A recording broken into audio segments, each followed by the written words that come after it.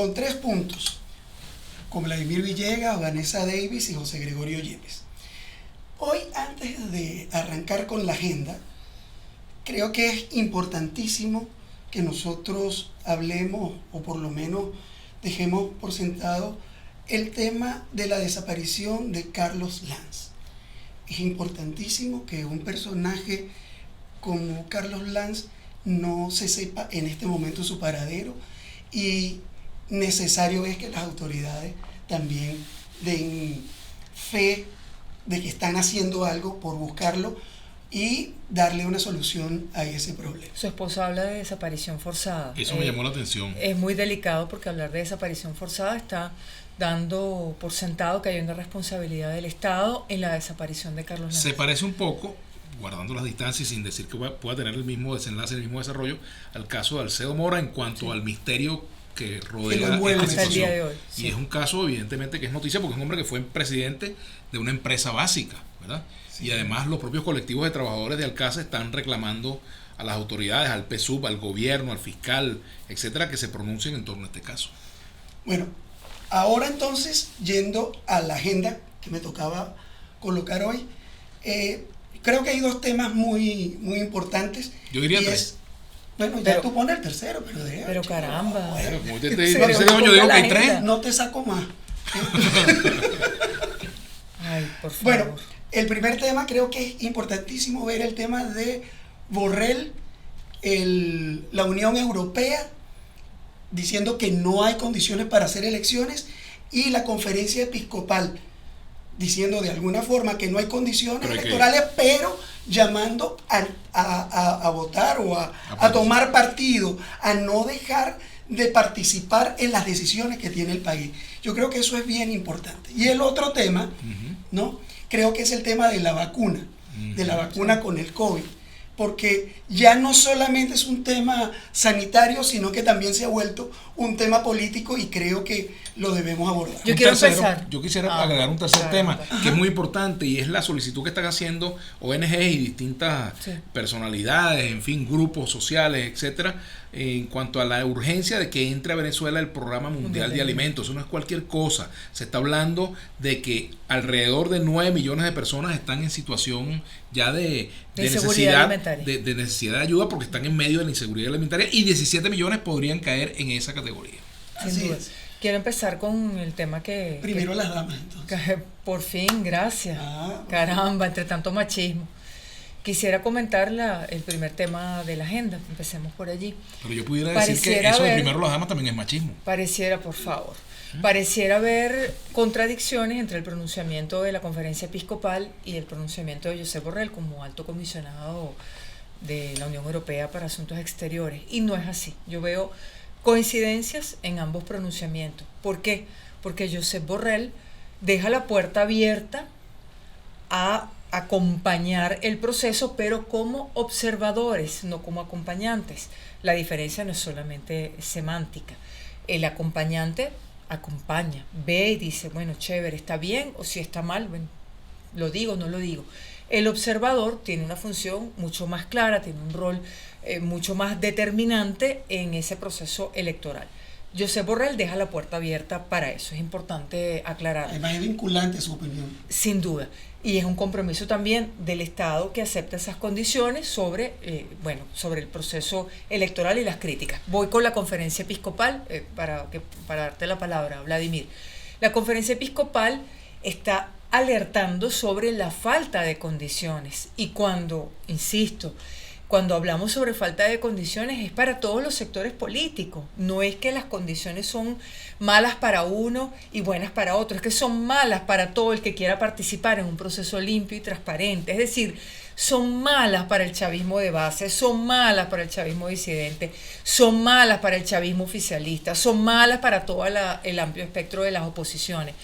Pero, y en eso coinciden, lo que dice la Conferencia Episcopal es: hay que ver entonces quién es el bloque que se opone a la gestión del mandatario Nicolás Maduro. Bueno, ¿qué propone? Bueno, fíjate. ¿Qué propone si no participa? Varias cosas con respecto a lo que han señalado ambos, ¿no?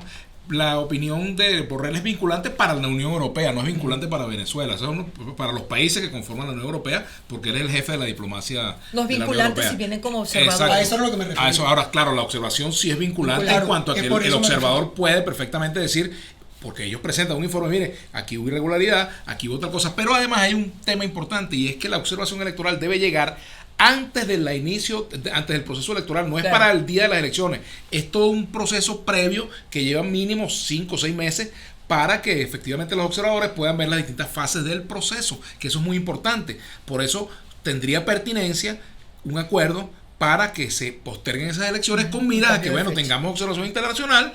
Observación, no mirones de palo como en el dominó, observadores, eso es muy importante. Al otro punto, fíjate tú, con respecto a lo que plantea Vanessa sobre las condiciones que están allí planteadas y las observaciones de la Conferencia Episcopal y de la Unión Europea, coincido plenamente con Vanessa en que se llega, ellos, tanto la Conferencia Episcopal como el alto jefe de la diplomacia europea tienen el mismo diagnóstico del problema.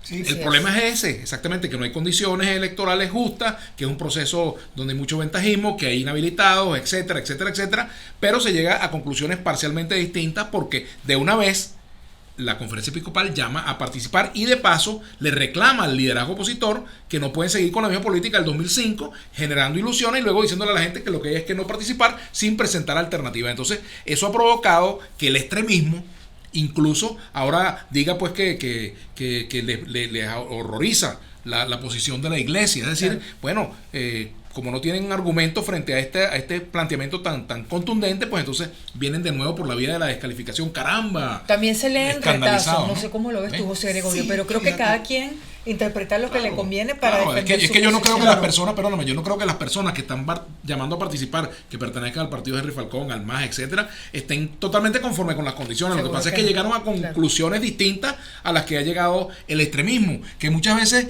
como en el año 2018, decidieron muchos de esos sectores no participar. Bueno, vale, los abstencionistas. Porque hay gente molesta con razón. Claro, también, pero hay factores que no creen en la abstención porque creen en una salida de fuerza, ese es el problema. Y hay sectores del G4 que creen en las elecciones, pero están chantajeados por grupos que creen en la salida de fuerza. Ese es el problema concreto. Y en el caso del 2018, para mí sí es. Y en el caso del 2018, lo que pasó es que como no se pusieron de acuerdo en una candidatura, pues decidieron abstenerse, pero no eran razones de fondo. Porque si a condiciones vamos, pues es bueno para discutirlo. Tampoco el escenario era muy distinto. Yo veo dos cosas. En el caso de la Unión Europea, ellos dicen que si van a participar tienen que estar, o sea, metidos de pata y cabeza, claro, y calarse todo el proceso.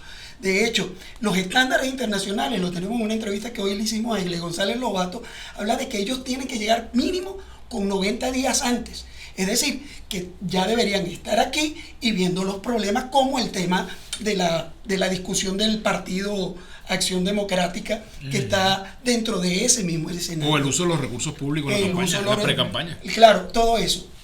Pero lo que veo desde el lado, viendo la lectura de los dos factores que están llamando la atención con un argumento común, es que desde la Unión Europea parece que hay un regaño hacia el oficialismo y le están diciendo y lo pegan contra la pared, claro, porque yo sí creo que lo pegan contra la pared al decirle yo no voy a legitimar tu elección si no dejas, claro, que yo las cubra en las condiciones que deben ser y que se cumplan los estándares internacionales. Y del lado interno vemos a una conferencia episcopal regañando a una vanguardia de la oposición diciéndole que estás dejando sin argumento a tu posición, no le estás dando opciones a la gente. En definitiva, vemos cómo desde dos sitios y desde dos visiones distintas están reclamándole a la clase política venezolana esa desconexión que tienen y que es necesario generar nuevamente el espacio por igual, de eso. Pero todos están desconectados. No, Vanessa, nadie está desconectado por igual. Perdón, no todos están desconectados por igual. Es evidente que no, pero la gente no se siente identificada con la clase política y ese es el tema. No lo veas desde cuánta conexión tienen los políticos con la gente, sino la desconexión de la gente con los políticos, que es donde está el problema, y por eso no estás viendo opción. Por eso Borrell dice Y por eso la Unión Dice que Europea está abierto al dice, diálogo. estoy abierto al diálogo, voy contigo, Claro. pero tú te sometes Tienes a que las cambiar, reglas claro. y a los Pero estándares eso es internacionales. interesante leerlo, porque eso quiere decir Los matices que de hay, quién, de la Unión Europea, de la propia de Unión Borrell. Europea, porque ciertamente ha perdido fuerza, obviamente, el planteamiento extensionista, ha perdido fuerza nacional e internacionalmente, porque no hay alternativas distintas a la posibilidad de colocar en 3 y 2 al gobierno en una elección. De hecho, lo que ha pasado en Bielorrusia con el señor Lukashenko es la mejor muestra de cómo la participación electoral, aún en las peores condiciones, mueve el tablero político. Pero al porque, final la candidata tuvo que irse bueno, pero por las si tú- amenazas. pero Eso al es una final, realidad, pero Dani, quedó la historia hay que eso, contarla completa. pero también hay que decir que eso retrata de pie, de cuerpo entero, las arbitrariedades de ese gobierno, y desde el punto de vista Los internacional, proyectos autoritarios. los proyectos autoritarios quedan retratados de cuerpo entero, porque el pueblo lo logra. ¿Con qué? Con su participación, porque si la gente no participa, pues ellos mueven su maquinaria y no hay nadie que proteste, nadie dice nada y la elección pasa por debajo de la mesa. Están Vuelvo. generando los eventos políticos. Perdona, Vanessa. ¿Quién iba a pensar que Evo Morales iba a salir primero del poder que Nicolás Maduro? Nadie. En ese cálculo, esa matemática política no existía. Y la oposición boliviana, que no es santo de mi devoción, No. Ni mío tampoco. ni La creo que ninguno de los presidenta tres Y tampoco. vemos un país, Y vemos un además, país, en una pero completa inestabilidad. nunca se quitaron. Y participaron y no se dieron los espacios. Eso creo que es lo que le está diciendo la conferencia episcopal a la vanguardia del G4. Le está diciendo que no te plantea una quites, agenda. no te quites. Pero le dice que plantea una Claro, agenda plantea una alternativa agenda. en todo Si caso. no tienes, Claro. si no tienes ganas de ir a votar, dime qué es lo que vamos a hacer. Eso lo hemos dicho aquí. ¿No? Pareciera que tú le estás cogiendo línea a la conferencia Ajá. episcopal. ¿no? Yo quiero Por coger la línea, participación. quiero coger la línea de Amén. la salud por 2 cosas. Quiero coger la línea de la salud por 2 cosas. Primero por la vacuna, pero antes de conversar sobre la vacuna, creo que dirigentes del oficialismo le deben una disculpa a los académicos venezolanos. Hace, si no me falla la memoria, en el mes de mayo, cuando la Academia de Ciencias Físicas, Matemáticas y Naturales dijo: vamos a llegar a un escenario de 1.000 casos, 2.000 casos, hasta 4.000 casos por día, dijeron que había que hacer operación Tuntún, que había que ver, porque decían eso, que eso era desestabilizador. Bueno, ahí están los números. Lamentablemente tenían razón los académicos. Yo Bueno, el que quisiera, sabe, sabe. quisiera Bueno, claro. ver a esos políticos que además se enfermaron y que ojalá se recuperen pronto, porque la idea es que todos sigamos haciendo política sanos y ojalá en las mejores condiciones posibles para la participación y por la democracia, que esos políticos digan: nos equivocamos y nuevamente por nuestra arbitrariedad metimos la pata. Ahora, por cierto, que el doctor Julio Castro en un mensaje en redes sociales dice: y espero que el político que dijo eso se recupere pronto. Bueno, fíjate. Porque ahora, son médicos por encima de todo. Pero el comentario sobre la vacuna. La vacuna entra en la pelea geopolítica. Eso es una realidad. ¿Y a qué me refiero? Si la saca Rusia primero, qué malos rusos, qué malos los rusos, que esa vacuna es chimba, que eso no sirve. Si la saca primero Estados Unidos, esa vacuna es impagable, nadie va a tener acceso a ella. Cada uno con el argumento en el que se ha posicionado en el escenario internacional. ¿Qué tendría yo que decir? Pues que espero que la vacuna rusa cumpla con todos los estándares, porque no es llegar primero en esta pelea, Sino saber es llegar. la salud de la gente, es saber. Ahora, yo diría que justamente tienen que llegar saber llegar. a los Y estándares Rusia todas las no ha vacunas que cumplido salgan. con todo, Sí. claro. que salga con todas las Claro, que salga de Estados porque hay Unidos, la unos que salga de protocolos de China, o investigación. la que salga de tal o cual. Y Así además es. que se pongan de acuerdo en la Organización Mundial de la Salud, que es la que puede decir si se han cumplido o no esos estándares. Si la Organización Mundial de la Salud dice que se cumplen los estándares, no es necesario que venga un tercer país a decir, u otro país a decir: no me gusta la vacuna rusa. Pero no ya me gusta llamó la la China. atención sobre Entonces, Rusia hay y dice hacer que tiene que eso. cumplir todos los Ahora, pasos, eso Dani. es, lo hablaba yo con un amigo que tiene nombre ruso, Pavel Ivanovich. Decía que esto es como la carrera espacial, y de verdad es así, porque incluso yo diría que la carrera por la vacuna es más importante que la carrera espacial, porque está de por medio la vida de muchísima gente, de millones Del de seres planeta. humanos, de la vida del planeta. Entonces, Por qué eso bueno debe ser una sería vacuna que las segura. investigaciones, sobre este tema fuesen conjuntas entre China, Francia, Estados Unidos, los Ojalá. rusos, etcétera. Sería lo lógico, y que la humanidad tuviera una sola vacuna, digamos, y que se distribuyera masivamente lo más rápido posible cuando esté lista. La mejor vacuna posible, lo más asequible posible. Ese sería el planteamiento. Pero fíjense cómo los matices que hay, ¿no? Yo me imagino que Donald Trump está supremamente envidioso de Putin, porque pareciera que Putin llega y manda a hacer el estudio y el estudio se hace. Trump todavía tiene que negociarlo con la Pfizer o con un tercero porque termina siendo un negocio. Entonces allí vemos las dos maneras en que se maneja. En mi opinión habla mal de ambos. Y habla mal de ambos. ¿Por qué? Uno de las corporaciones y otro plantado. Los rusos podrían decir que es un Pfizer positivo. Pues bueno, volviendo al tema de ¡qué bárbaro! Bueno, ¡Qué tan malo! Bueno, volviendo al tema de la vacuna, también está el otro tema económico. Entonces empieza uno a preguntarse, ¿no? ¿De dónde? O sea, el nivel de costos. Porque entonces claro, los indios, con la fundación de Bill Gates y su esposa en la India, están desarrollando una vacuna que ofrecen ponerla en $3, ¿no? La de los Estados Unidos cuesta 30, ¿no? No sabemos cuánto es que cuesta la de los británicos, los de Oxford. Los de los rusos no le han puesto precio todavía. Pero sin embargo, cuando ves todo eso, y vuelvo yo a mi deformación de periodista de economía, volvemos al tema del dinero. ¿Cómo se va a financiar esa vacuna? ¿Me explico? Porque realmente no tiene precio por lo importante que es claro, entonces, los fondos, ¿vale? Allí está, voy a eso. El Fondo Monetario Internacional dijo que tenía $1 millón de millones para el tema de la pandemia.